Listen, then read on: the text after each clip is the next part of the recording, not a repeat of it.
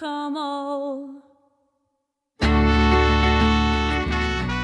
year, an original song in Manx is chosen to be performed in Ireland at the Pan Celtic Festival, the Eurovision of the Celtic world, if you will. And this year marks the 20th Arrane Son Mannin, a song for man, which is the competition held on the island to choose the song to represent us at the Pan Celtic. The 2026 event actually took place on Saturday, meaning this year's song was chosen just a few days ago. But more of that later. In order to celebrate 2 decades of the Song for Man, I gathered together some of the movers and shakers, those who've given their time and talents for all of those years to ensure our tiny nation is well represented at this huge festival. Fiona McArdle was a founder of the Arrane Son Mannin and ably ran it for many years. Nicola Tooms is on the committee that took over the organisation last year. Laura Rowles has entered and represented the island on several occasions. She can also boast being the writer of the only Manx Pan-Celtic winning song to date. And Manx Radio's own Bob Carswell has been involved with not only translating numerous songs into Manx for many of the songwriters, but has also been attending the Pan-Celtic in Ireland since the 1970s. So I began our roundtable discussion by asking him to explain to the uninitiated what it's all about.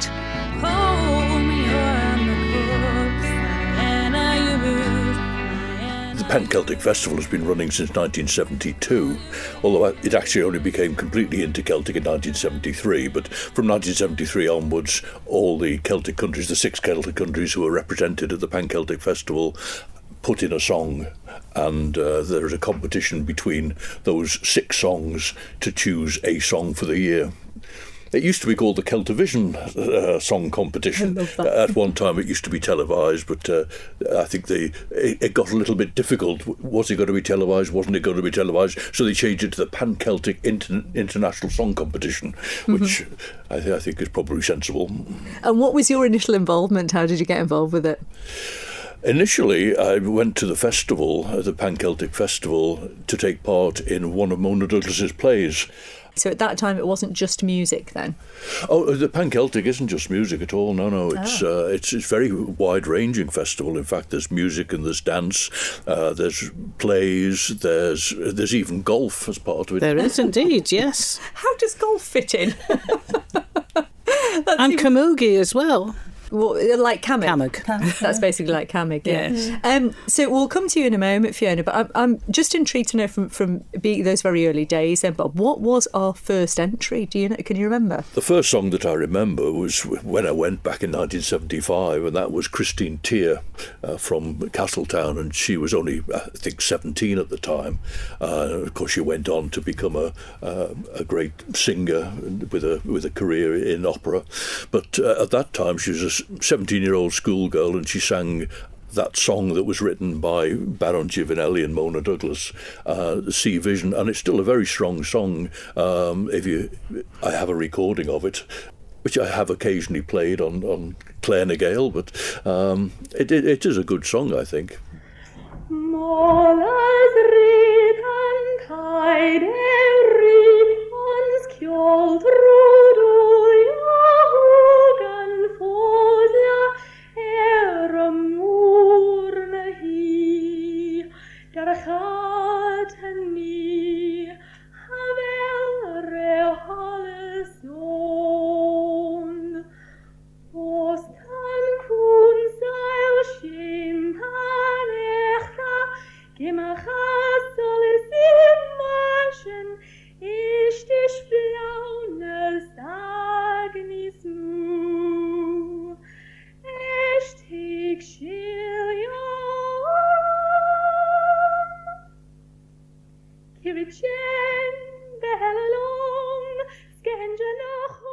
I think 1975 was the year in which a Breton band won it. I remember that particularly, being at the Pan Celtic and then going to this competition and seeing some of these people. Run Rig were performing. Wow. They didn't win. Run Rig didn't win. That says a lot, doesn't it? Yes. Well, it sounds like we are a very, very tiny contingent in comparison to some of these others that go. I mean, I'm assuming they have dozens of people that go, and we have just a few. Is that right, Fiona? Do we only have sort of like a few? It is indeed. Yeah. It is indeed.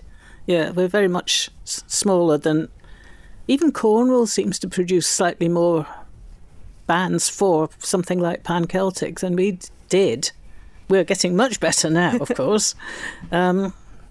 We've always played above our level, I think, really. Not always won, but we've always done reasonably well. And we have gone consistently for the last 20 years, which is something that didn't really happen before, because there were different people organising it and they fell by the wayside. Can you remember your first involvement? Oh, yes. She said dramatically. I was working at the Manx Museum at the time, and at reception they said, "Oh, somebody's just called with a packet for you."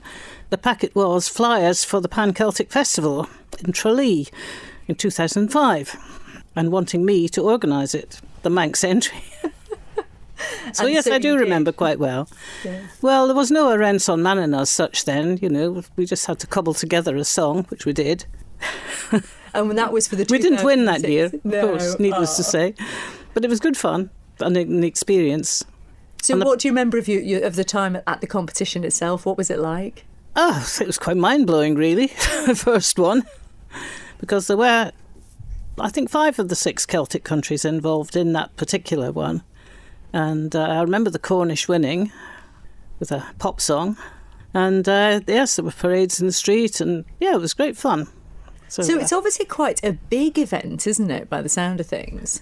It's a comparatively big event. It's not big like Lorient, which was founded in the same year, I think, really. But it's quite a big event, yes. And it's not that common in Ireland to find inter-Celtic festivals as such. Or Scotland, for that matter. And the 3 countries that were involved to start off with were the 3 big names, if you like. There was Ireland, Scotland and Wales. And then the smaller ones came in afterwards. It was after that first attempt in Tralee in 2005 that I decided we needed a competition, because that's what all the others had. So we had to have a competition. And the Pan Celtic has rules as well. You do need a subcommittee of 3. So we were the Mannin branch, and still are really nowadays, with Nicola and Julie and Ailey as well. And it's usually been held in early to mid-January, ready for the Easter week of Pan Celtic. And you must have some lovely memories of Arrane Son Mannin having been at the very, very start of the whole thing. Oh, I do. But not all for radio, of course. But oh, well, now I want to know what those are, obviously. Well, I might tell you personally. We'll talk later. What are some of the memories that you can broadcast then? Well, the Pan Celtic always went round to the different cities and towns in Ireland who would take the festival and pay towards, obviously, its running in their town. So it was really good in the early days to go round to different places every 2 years. Places like Tralee and Dingle and Donegal Town. Letterkenny springs to mind. But I never went to the early ones in Killarney. They were supposed to go back there in 2021, and of course that was COVID. So we missed our slot there in such a prime tourist area that we couldn't get back in. Oh, what a shame. How sad. So in latter years it's changed a bit because it's been in Carlow. But Carlow, under the direction of the lady called Breda, has done amazingly well. She was a nursery school teacher, Gaelic teacher in Carlow, which was a non-Gaelic speaking area, and she has really, really built up the support in the town for the Pan Celtic Festival. So for the past few years it's been there, and it will be there again this year in 2026. Thanks so much to everybody for coming out. It's been a lovely sunny day, so hopefully we'll get through the proceedings before it gets any too much colder. Míle buíochas mar a dúirt mé agus táid an sa chun túsa cór le féile idirnáisiúnta Pan Celtic 2013, the official opening of the International Pan Celtic Festival. Agus chun túsa cór mar a bhíon I gcónaí ag féile mar seo, we'll begin with our special anthem. It's the Pan Celtic National Anthem. Cuirigi fáilte raibh Pádraigín Caesar agus Anthem Pan Celtic.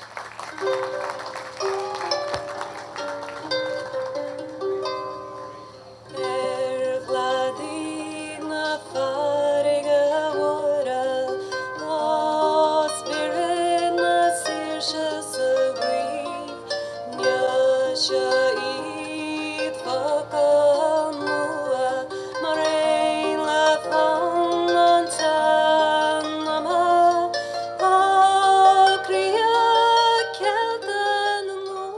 it will always happen in Ireland then. There's not a chance that something like this could come to the Isle of Man. They have talked about it, but basically we couldn't really support a festival like that either. They did talk about that in the very early years.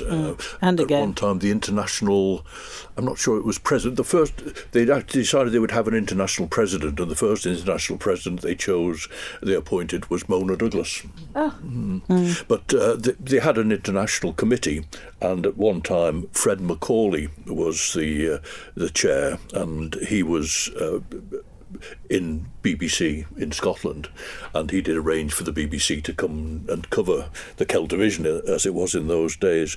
But at that time they were talking, back in the 1970s, they were talking about it moving round, perhaps going to the other Celtic countries. But in the end they decided that no, it would stay within Ireland. Oh, well, it would be lovely if it came here, but like you said, whether or not we could actually handle it is a different matter. Shape the pepper and me dew, dimmer kennel veen, a howlin' beg ramboo. How does Shilia high Hasemred high achter a wie hoods noch recht. Richt ernieest vreil ara Tren ta soel Tren ta soel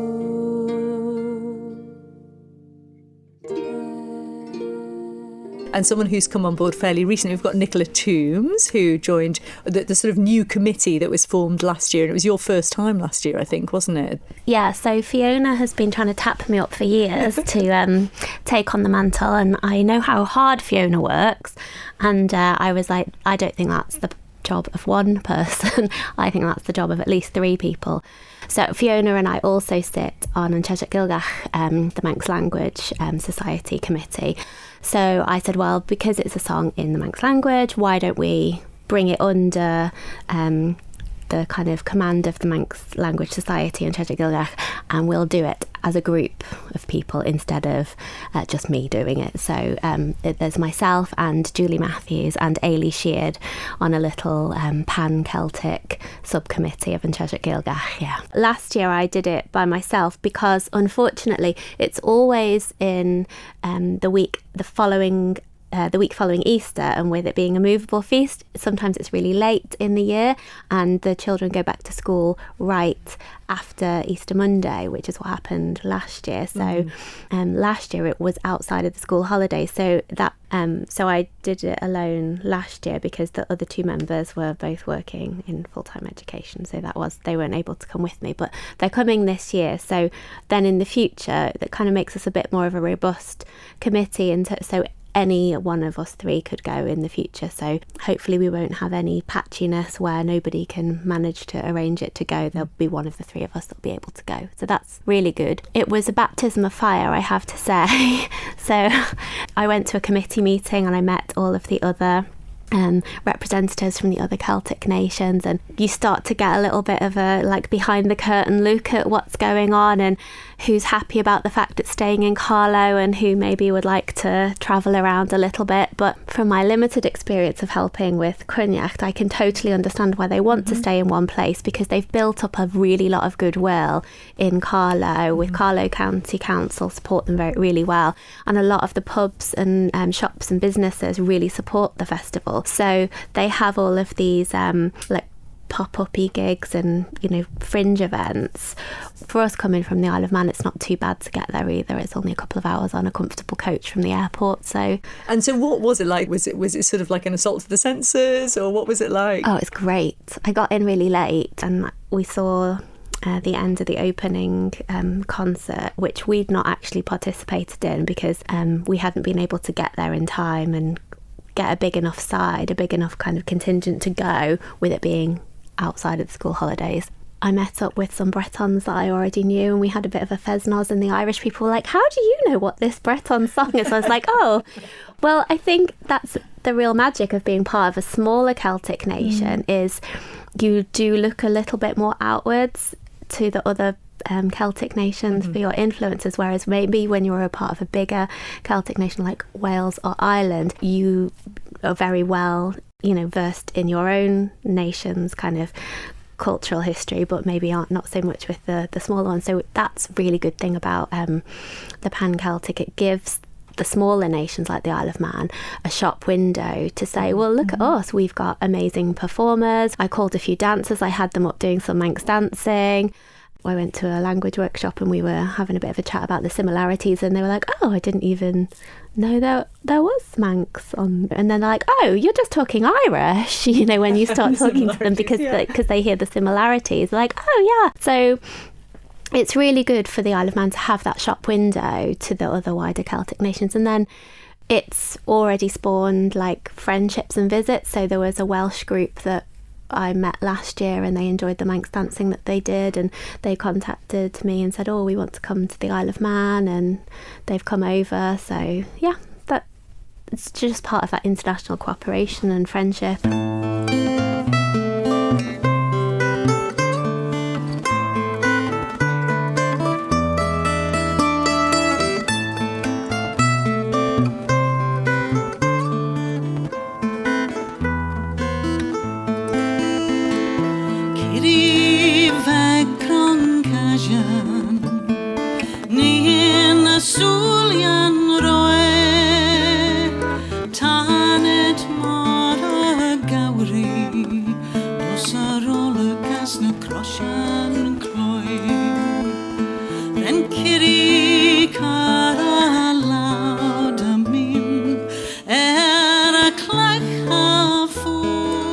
Having been there myself, I've learned that you don't really want to pick what you personally think is the nicest song or the song that you've enjoyed the best.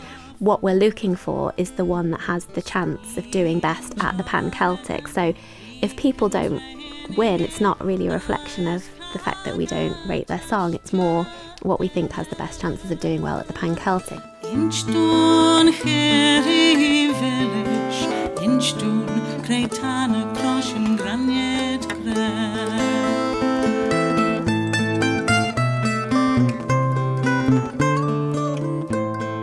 Last year, the act that won were a very modern, angry, feisty Welsh rock band. And it was awesome. They were really good. But they were against very traditional Breton song. Our entry was a really beautiful song, and the Irish song was just one solo voice as well. But this massive Welsh wall of sound was so... But again, impressive it was, really, wasn't it? It was impressively big. It was a big wall of noise, and I think it just blew everybody away. But the judging was really interesting as well, because I was chatting to... I was one of the judges. It was really horrible pressure because it's in alphabetical order, so Mannin, we go last, and you're holding up your paddle saying what your score is, but you've already written down your score and given it in an envelope to the judges, so that decision's already been made. And I had like 3 rows of really excited Welsh people turning around looking at me like pleadingly, like as if to say please, please, please. And I thought their song was really good, but I'd actually given the Bretons a higher score because I thought the Bretons were amazing. And you don't vote for your own country, of course. But yeah, I was like quite terrified actually. But the Welsh judge told me afterwards, they thought, I thought for sure Mannin were going to win. I was blown away by that song and by the voice of your entrant. So it's just totally it wasn't what they that did. was. So that was Rob Middleton and Sue Harrison with Turek. Their act was called Turek, and Sue sung the most beautiful song. It was based on the stones, the Celtic stones, and the stories that you can see in the stones, and sort of a magical being able to touch the stones and visualise the stories that are on the stones. So it was, but Sue's got an amazing voice. They're both really great musicians.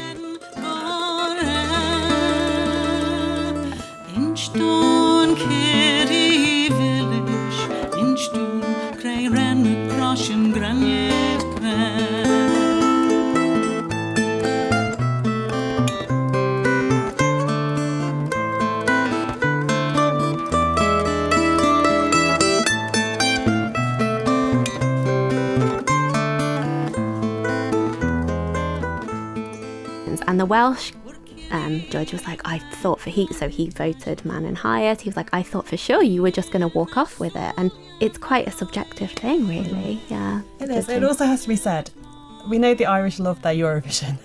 It's kind of similar, and political voting does happen in the Pan Celtic. Do you think so? Yeah. Maybe not so much now, but definitely in the past.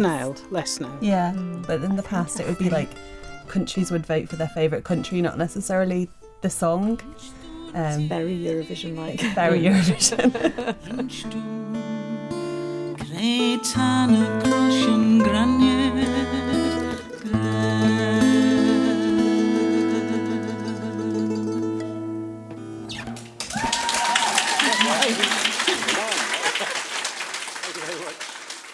And Bob, the important thing about this, especially in this year, playing a Gaeilge, is the fact that it is Manx language, that the songs have to be in the Manx language. And you've been involved in the translations for some years for this, haven't you? Yes, going back over a number of years. I did actually write some songs which I did sing at the festival.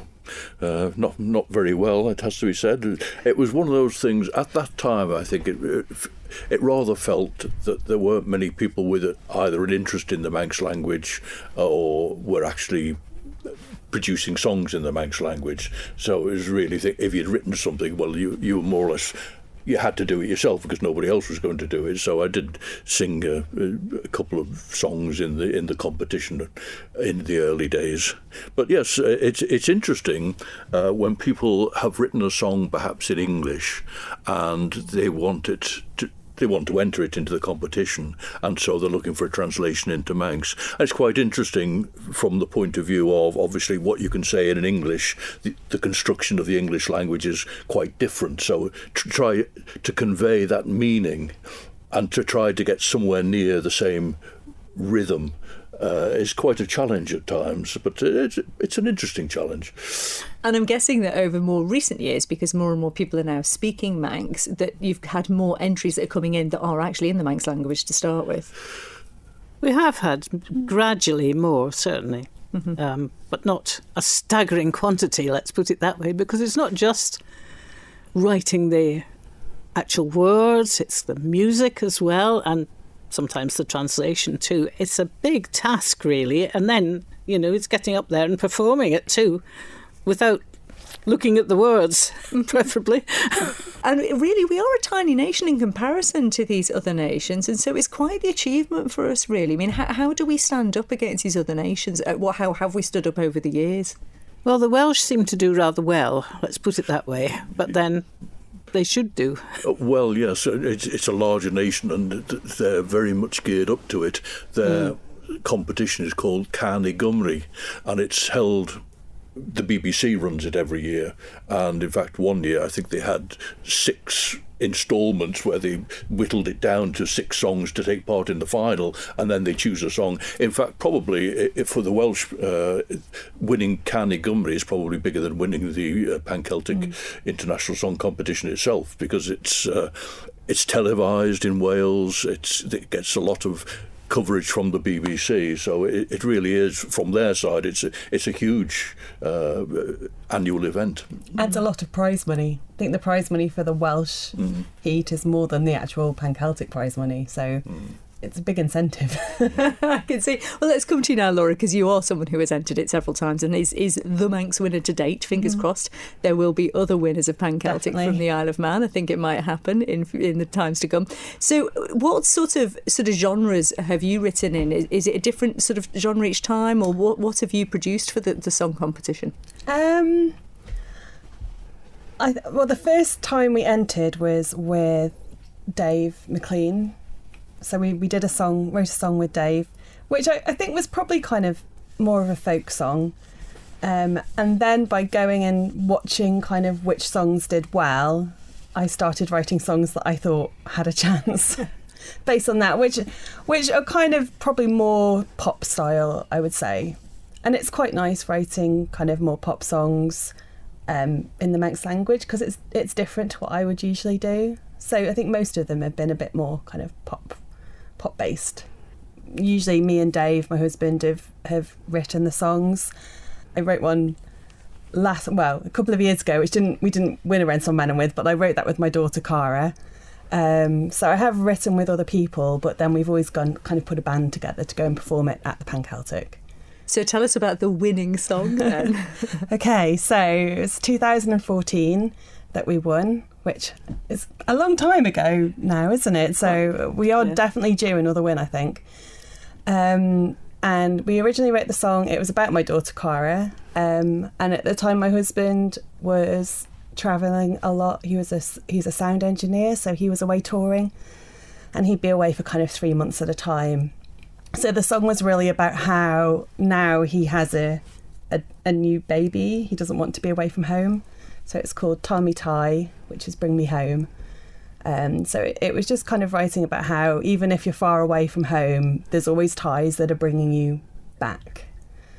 So we went and performed it. We took 2 of our students. Michelle Jameson sang it, and Fraser Grant was on bass, and then Dave played guitar, and I was on keys. It seemed like it was a big hyped up festival that year. They had a big Spiegel tent that we got to perform in as well, and people like Kappa Cayley were playing there. So it was a big deal, and the competition, it was a good competition. I mean, all of the songs I thought were great. It's very Eurovision, and each of the judges gives their score out of 12 and kind of flashes up on the board, and you have to wait and see if you'd won. And I think we got straight 12s apart from 110 from one judge. It was great. That must have felt extraordinary, like, with all of those people there and thinking, we did it! Yeah. It was, I think that was the second time I'd entered. We came second the first time, and then this time we won. So yeah, it was an amazing feeling, and it was one of those performances where everything just went right, and we all kind of performed to our best, and the sound engineers there were brilliant, and we had great sound, and it was just a perfect moment, really. It was brilliant. Well, I think we should hear it then. So do you want to introduce it for us, Laura? Okay, so the band was called Sean Scoil, which means old school, and the song is Tá Me Tí, Bring Me Home.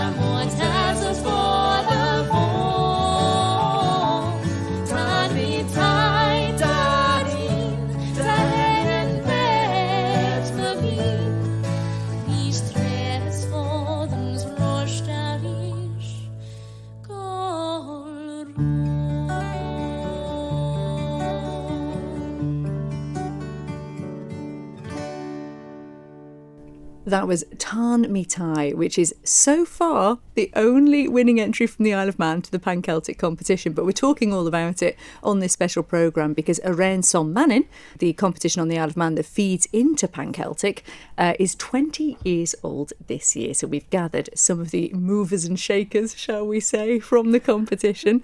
And Laura and Dave Rowles wrote that song. It's a really beautiful piece. How was it received on the Isle of Man, Laura, when you came home having won it? Were people outside of the Manx community aware? I mean, I think so. I remember being in the airport and kind of Manx radio ringing us up in the papers as well. So at the time there was quite a lot said about it, and we've always had a great response. It's been performed in kind of competitions. I know since I've had people from outside the island as well. So I had someone from Wales who'd heard the song, tracked me down and asked me for the music for it. So it has gone a bit further than the island as well. And it's actually something that has inspired you, this whole thing, because you're actually compiling a songbook, aren't you? I am. So I've just got funding from Culture Vannin to do a songbook of all the Arrane Son Mannin winners, and also sometimes we send a song to the traditional song competition as well, and those songs have done really well historically. We've won that competition quite a few times, so they're going to be included too. So it's just we've had so many great songs written, and it just felt like they were being written and then forgotten about a lot of the time. So I wanted to do this book for quite a while, and I've talked to Fiona about it quite a lot, and Nicola, to kind of archive them, but also try and get the songs performed more regularly as well, because there are some really beautiful songs. And Bob's going to be my Manx translator as well, and Manx editor, to make sure the Manx is spot on. Oh, that's brilliant. Because, Bob, this is such an important thing, isn't it, for the Manx language, to be able to take these creations that are in Manx and perform them to an international audience at the end of the day.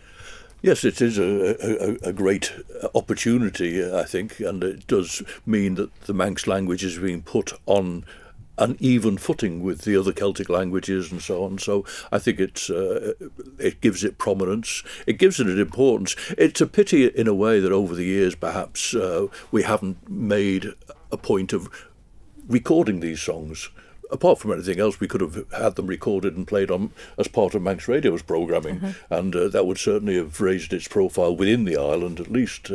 But yeah, unfortunately, that's not been possible in the past. But it's something to think of for the future, I think. So do you see anything sort of changing in the future with regards to the Isle of Man's involvement or how we approach it? Because, you know, you're sort of the new blood, I guess. I think it's a bit early to say. I'm quite committed that we'll always be able to send an entry there. Sometimes we do struggle for entrance into the Arrane Son Mannin because people know that the competition is going to be at a time of year that is really difficult for them. So when it's too late in April, it clashes with the guild, and so many people who might be likely to enter it are involved in the guild, or they're teaching in a school and it's outside of the school holidays. So we'd like to empower more people to enter and write songs and not be so afraid of the fact that they might just be a beginner or an intermediate Manx speaker. They might feel like, oh, I can't sing a song in Manx. Like, I'm not a fluent Manx speaker. I haven't been speaking Manx for 20 years. You know, that imposter syndrome that I think a lot of people feel.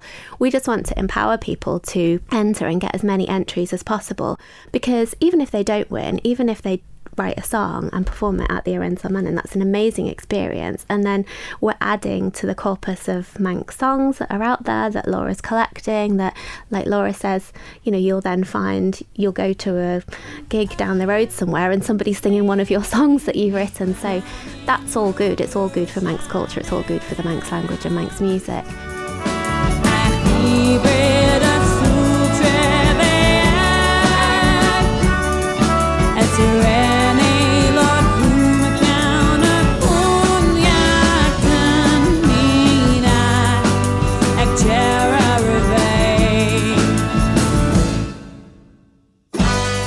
Anyone who's, you know, keen to do a performance and learning a bit of Manx, might want to enter. Look at me like that. I am looking at you.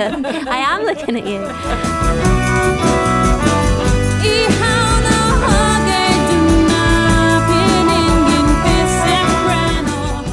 It is an unbelievably brave thing to do, and I'm not saying it's easy or taking that away from anyone who's entered.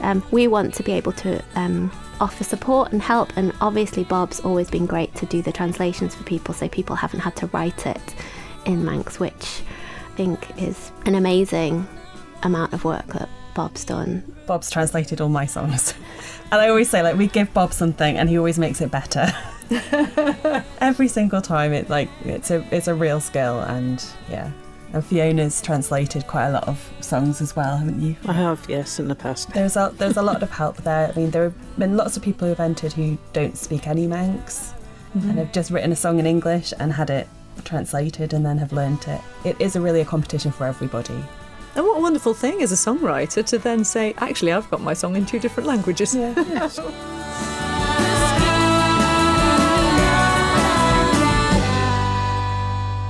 What would you each say to try and encourage someone? What do you think? Why should people enter the Arrane Son Mannin in order to potentially get to the Pan Celtic? Why do you think they should think about it? I think most people think about it as a chance to go to Ireland and take part in the Pan Celtic Festival. Mm-hmm. I mean, there is prize money, considerably more than Arrane Son Mannin itself offers. But we're very grateful to Culture Vannin for that, for the support they've given all these years for the competition. But people do want to go away and they do want to perform before other audiences. And that's the good part of it. And they, as Nicola says, they meet people, they become friends, and then there's more into Celtic, going to festivals, which can only be a good thing. I'd just like to say as well that when the raffle has been really good at Arrane Son Mannin and made a lot of money, that there has sometimes been another smaller prize offered for the best a new song in traditional style. And we've had some good entries in that and winners too from the Isle of Man. People like Marlene Hendy have won, Matt Creer won with his band one year, Margaret and Paul Kringle won with one which is a favourite of the Manx musicians nowadays, which is Alden River in English. So yes, that's been a success too, but it depends on the finances and so on. And interestingly, you talk about the traditional style, as you were saying, Nicola, it sounds like anything goes now. If that Welsh group were going to win it last year, presumably, you would invite rock bands and all sorts of people to take part. It says any genre, so and it means it. It just has to be a new song that's been written that year specifically for the Pan Celtic, and it does state in the rules that it has to be a competitive entry. And obviously, Laura, you're taking part again, but if you were to give some advice to a songwriter out there of how they might want to approach it, what would you say? The reason I enter is because everyone's busy and I need kind of a goal. So for me, it's always been a goal to keep being creative and to write new material.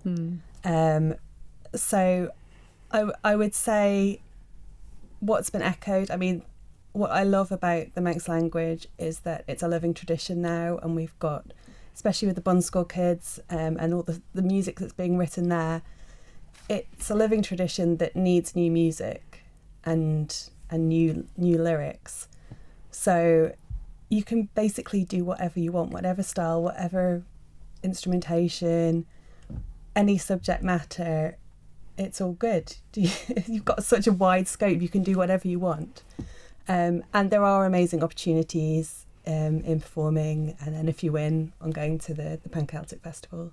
Which sounds like quite the experience. So how would people enter for next year, Nicola? So we start to advertise it in the summer, and then the entries close at the beginning of December, so we have time to sort things out. And it's an online entry, so in all of our adverts we have a little QR code, and that will bring people to the entry form, or they can always contact us at Cheshire Gilgach or via Facebook, and Cheshire Gilgach via Facebook, and they'll be able to find us there. So, we're not going to tell people they can't enter if they can't access the QR code. It's all fine, Like Laura says, I would welcome any entry. So a lot of people have this notion that a song in Manx must be like a trad song, like folk song.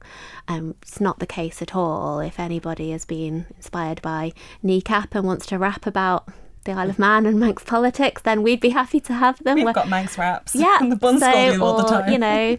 Jazz, yeah, or whatever they want to do. I'd just love to see encourage more musicians to participate. It doesn't have to be in that trad style that people kind of more associate with the Manx language. So yeah. Well, 20 years on for Arrane Son Mannin, and much longer for the Pan Celtic competition and our entries into it. It's been fascinating hearing all about it. Guramayu for telling us about it. And I should say Eg Violia to everyone that's actually taking part. And fingers crossed, you never know, we might have a winning entry this year.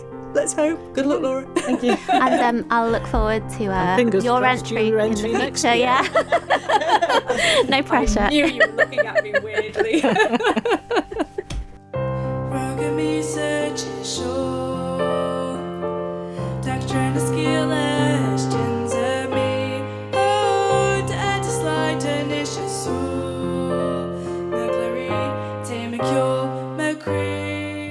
You may remember at the start of this programme I mentioned that this year's Arrane Son Mannin competition happened just a few days ago.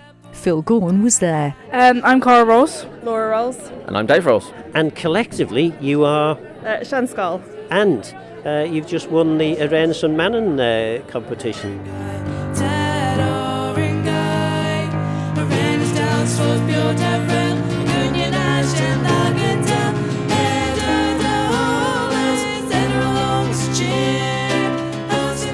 Laura, I think you wrote the song, did you? Yeah, I wrote most of it, yeah. A little bit of help from Dave, and Bob Carswell translated it as well. Well, some of it. I wrote some of it in Manx and some in English. And Dave, what's your input into this? No, I mean it's a family effort really, but I'm generally quite good at coming up with random lyrics and filling in blanks and generally augmenting what's there. So it's we jointly wrote the song. So you were singing and playing the violin and doing it exceptionally well. Thank you. So were you nervous this evening? I'm normally not nervous to sing, but I get nervous when I play violin. Tell us about the song, Laura. So So it started off, I had this idea thinking about connections and all the traditions on the island. So I was thinking about how Cara and lots of other Bun School children had been taught by Annie Kissack, and how then Annie had been taught by Mona, and Mona was influenced by Sophia Morrison, and she was influenced by the Victorian collectors. And we've got this kind of almost continuous tradition going back of passing down our culture and our traditions. So the song was mainly about how we're surrounded by all these influences, and we're then passing them on to the next generation as well, hopefully. So it's about how Manx culture and Manx music, song, dance, language is all part of us, and we're trying to keep it going and do our part, really. And you've been to Carlow before, but that's effectively what winning Arrane Son Mannin, the song for the Isle of Man, means. We'll go, we'll play our song. Yeah, one of us will win. I mean, we were incredibly lucky to win before, so I mean, hopefully we can repeat that.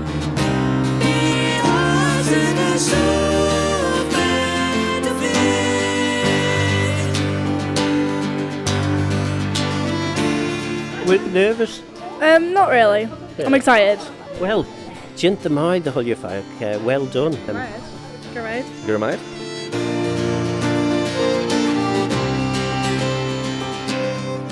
With many thanks to all of the contributors to this programme. You can listen to a longer podcast at manxradio.com. Just look for the Island Life section.